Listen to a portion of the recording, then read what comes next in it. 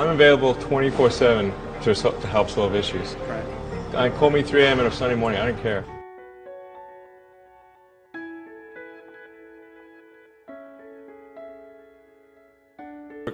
Depending on how well you want to do, and particularly if you're starting a company, you need to work super hard. So what does super hard mean? Well, when my brother and I were starting our first company, instead of getting an apartment, we just rented a small office and we slept on the couch. And we showered at the YMCA, and we're so hot up we had just one computer. So the website was up during the day, and I was coding at night. 7 days a week, all the time. Work hard, like, I mean, every waking hour. That's the thing I would say. And I mean, if you do simple math, say like, okay, if somebody else is working 50 hours and you're working 100, you'll get twice as much done in the course of a year. The most important thing is to attract great people. So either join a group that's amazing that you really respect, or if you're building a company, you've got to gather great people. I'd say focus on signal over noise. A lot of companies get confused. They spend money on things that don't actually make the product better. So, for example, at Tesla, we've never spent any money on advertising. We put all of the money into R&D and manufacturing and design to try to make the car as good as possible. Don't just follow the trend.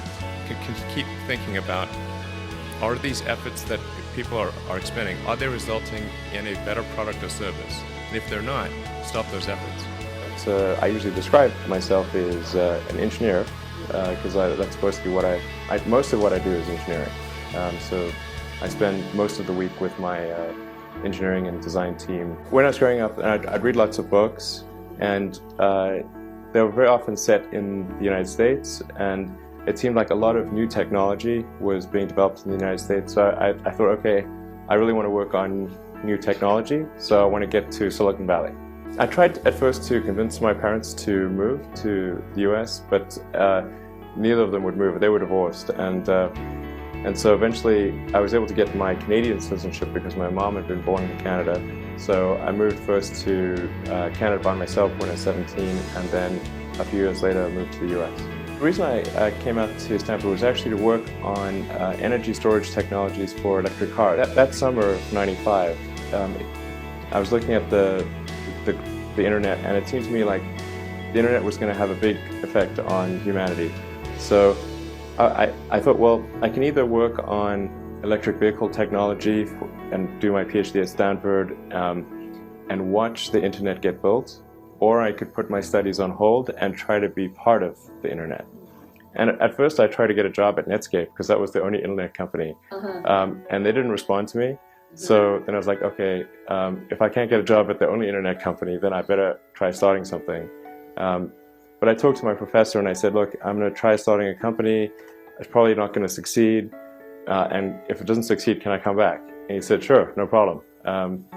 And so I put my studies on hold and started the company. I mean, I should say, the success looks maybe more obvious now, but it certainly did not look like that in the past. 2 years ago, I was personally having some difficulties. You know, the companies were having some challenges, and so I think I was not in a sort of a positive frame of mind.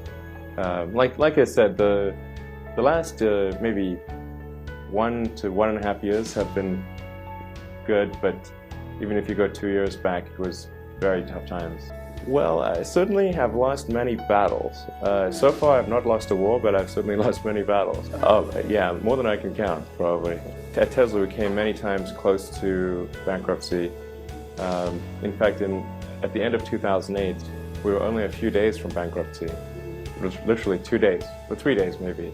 One friend made me sit down and watch a bunch of videos of rockets blowing up. Let me tell you, he wasn't far wrong. It was tough going there in the beginning, and so we did all that and then failed 3 times. It was tough going. We learned with each successive flight, and were able to, eventually with the 4th flight in 2008, reach orbit. And that was also with the last bit of money that we had. So thank goodness that happened. The overarching point I want to make is that You guys are the magicians of the 21st century. Don't let anything hold you back. Imagination is the limit, and go out there and create some magic.